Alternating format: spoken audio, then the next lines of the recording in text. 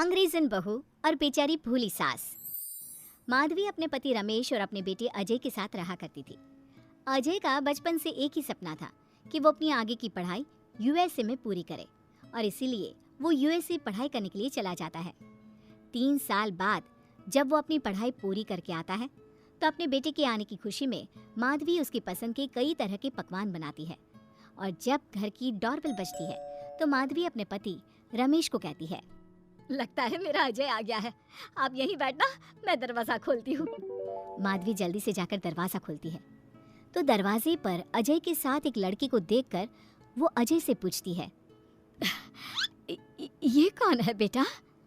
माँ, ये ग्रेटी है, हम दोनों यूएसए में साथ ही पढ़ते थे और अब ग्रेटी इस घर की बहू है।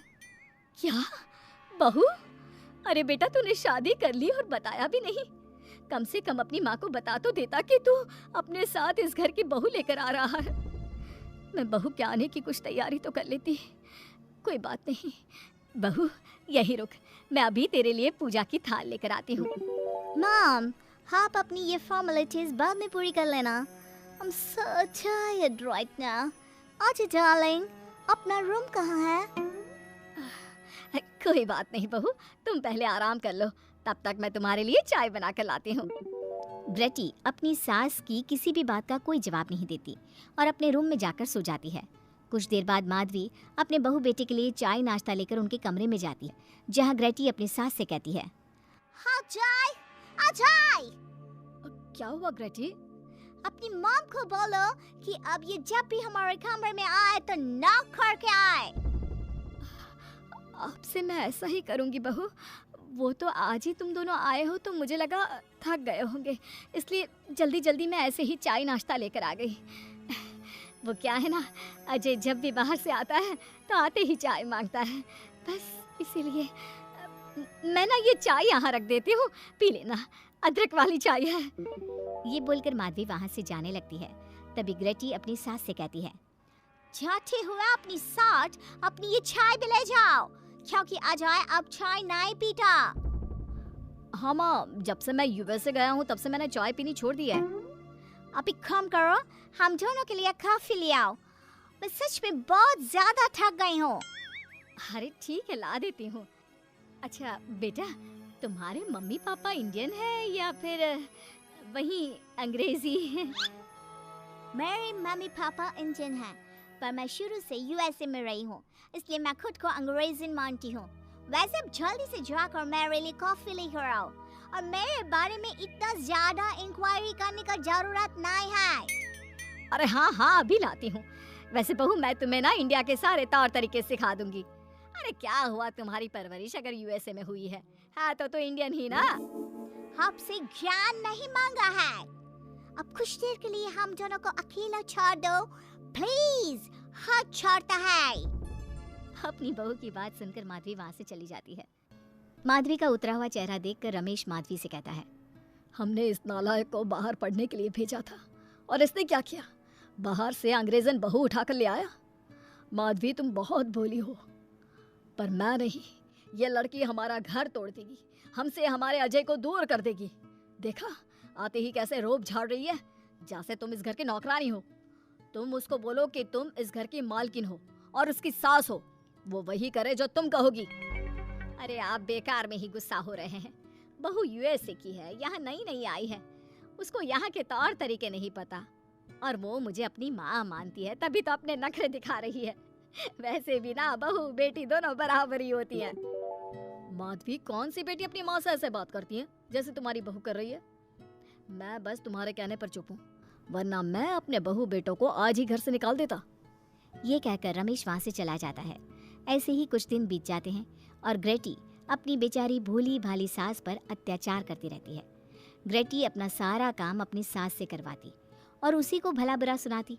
ऐसे ही एक दिन माधवी कपड़े धो रही होती है और ग्रेटी माधवी को सताने के लिए अपने सारे कपड़े लाकर उसे देती है और कहती है, मॉम्स, ये मेरे कुछ कपड़े हैं, जरा इन्हें भी धो दो। इतना बोलकर ग्रेटी तैयार होकर घर से जाने लगती है। तभी माधवी उससे कहती है, बहू, आज तुम्हारे ससुर के दोस्त के घर में एक छोटी सी पार्टी है, उन्होंने सह परिवार बुलाया है।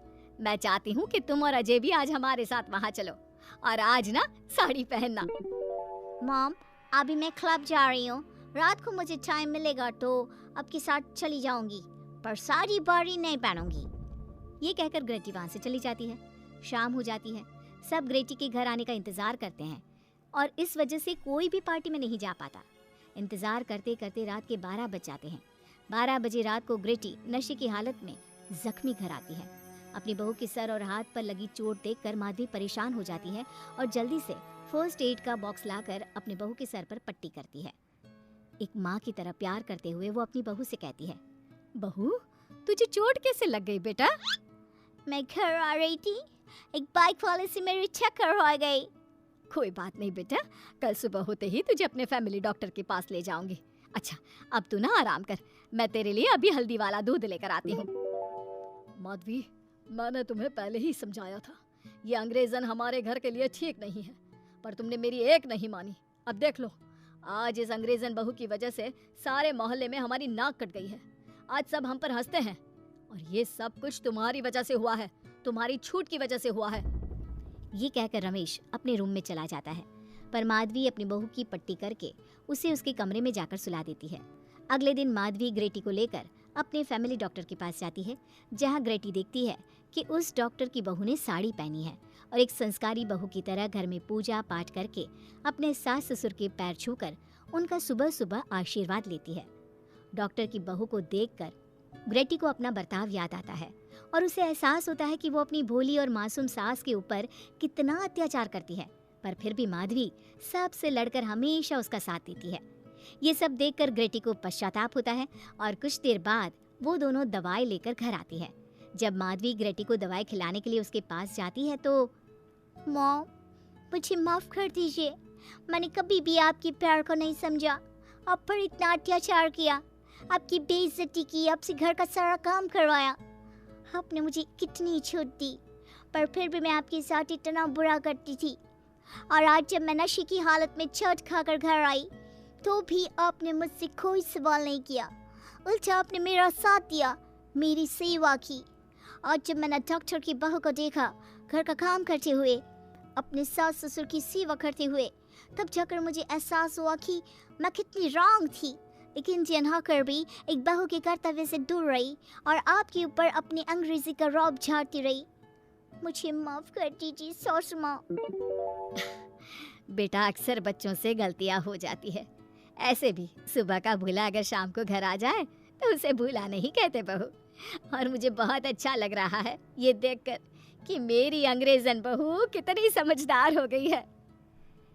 जिसके बाद माधवी और ग्रेटी एक दूसरे को गले लगा लेती है और उसके बाद से ग्रेटी एक संस्कारी बहू की तरह रहती है और अपनी सास को किसी भी शिकायत का मौका नहीं देती।